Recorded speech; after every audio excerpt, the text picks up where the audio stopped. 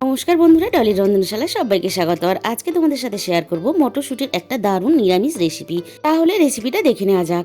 এখানে আমি 200 গ্রাম পরিমাণ মটরশুঁটি খুব ভালোভাবে ছাড়িয়ে পরিষ্কার করে মিক্সিং জারের মধ্যে দিয়ে ঝালের জন্য দিয়ে দিলাম 2টো কাঁচা লঙ্কা আর অল্প একটু আদা, সামান্য একটু জল দিয়ে আমি খুব ভালোভাবে সব কিছু একসাথে পেস্ট করে একটা বাটির মধ্যে নিয়ে নিয়েছি। এরপর এখানে আমি দিয়ে দিলাম 100 গ্রাম পরিমাণ বেসন, সাথে দিয়ে দিলাম স্বাদ মতো লবণ। হাতের সাহায্যে এটাকে খুব ভালোভাবে মেখে নিতে হবে। এখানে কিন্তু একেবারেই জল ব্যবহার করলে চলবে না। আমার মাখাটা রেডি হয়ে যাওয়ার পরে একটা থালার মধ্যে আমি একটু তেল মাখিয়ে নিলাম। এবার সমস্ত কড়াইশুঁটির পেস্টটা এইভাবে দিয়ে আমি এইভাবে চামচ দিয়ে চারিদিকে ছড়িয়ে সুন্দর করে আমি পেতে দিলাম। অপরদিকে ফুটন্ত জলের মধ্যে একটা স্ট্যান্ড বসিয়ে আমি থালাটাকে এইভাবে বসিয়ে দিলাম। আর মিনিট 5-এর জন্য আমি এখানে ঢাকা দিয়ে দেবো। এদিকে এটা হতে থাক। আমি এখানে কিছুটা পনির নিয়েছি। পনিরটাকে এইভাবে ছোট ছোট করে নিজের মতন করে পিস করে কেটে আমি রেডি করে নিলাম। এবার ঢাকা খুলে আমি দেখে নেব যে এটা হয়েছে কিনা। এখানে কিন্তু আমার এটা রেডি হয়ে গেছে। দেখো, চামচের মধ্যে কিছুই লেগে নেই, তার মানে এটা রেডি হয়ে গেছে। আমি নামিয়ে খুব ভালোভাবে ঠান্ডা করে এবার বরফির আকারে শেপ দিয়ে আমি এখানে কেটে নেব। তোমরা তোমাদের নিজেদের মতন করে নিজেদের ইচ্ছে মতন করে এটা কেটে নিতে পারো। আমি সবগুলো একইভাবে কেটে রেডি করে নিলাম। আর তোমাদের দেখিয়ে দিচ্ছি, দেখো থালা থেকে কতটা সুন্দরভাবে উঠে আসছে। এটা দেখতে যতটা সুন্দর হয়, খেতেও কিন্তু বানানোর পর ততটাই সুন্দর হয়। একই কড়াইয়ের মধ্যে আমি কিছুটা তেল গরম করে নিয়ে আমি দিয়ে দিলাম স্বাদ মতো লবণ। এবার কেটে রাখা পনিরগুলো আমি এখানে দিয়ে দিলাম আর সামান্য পরিমাণ কাশ্মীরি লঙ্কার গুঁড়ো এখানে দিয়ে হালকা হাতে একটু নাড়াচাড়া করে আমি পনিরগুলোকে একটু লাল লাল করে ভেজে নিয়ে আমি সমস্ত পনিরগুলো কড়াই থেকে তুলে নিলাম।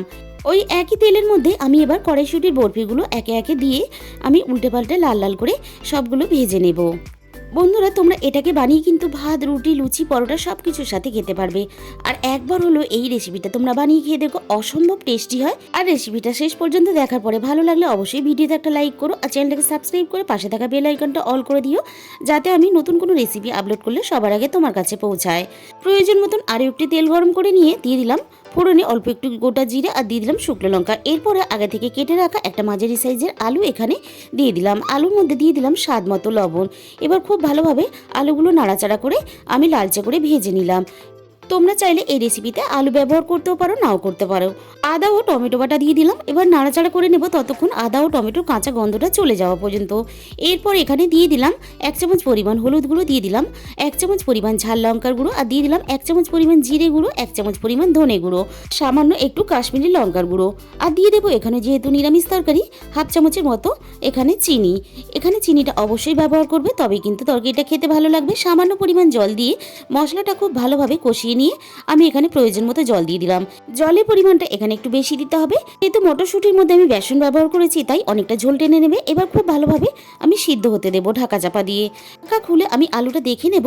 আলুটা খুব ভালোভাবে কিন্তু আমার এখানে সিদ্ধ হয়ে গেছে। এবারে মটরশুঁটির বরফিগুলো আমি একে একে এখানে দিয়ে দিলাম আর ভেজে রাখা পনিরগুলো একই সাথে আমি দিয়ে দিলাম। সবকিছু এখানে একসাথে মিশিয়ে দিয়ে আমি 10 মিনিটের মতন ফুটতে দেবো, তাহলে মটরশুঁটির বরফিগুলো সুন্দরভাবে নরম হয়ে যাবে। রেসিপিটা আমার রেডি হয়ে গেছে। সবশেষে দিয়ে দিলাম 1/2 চামচ পরিমাণ গরম মশলার গুঁড়ো আর দিয়ে দিলাম 1 চামচ পরিমাণ ঘি।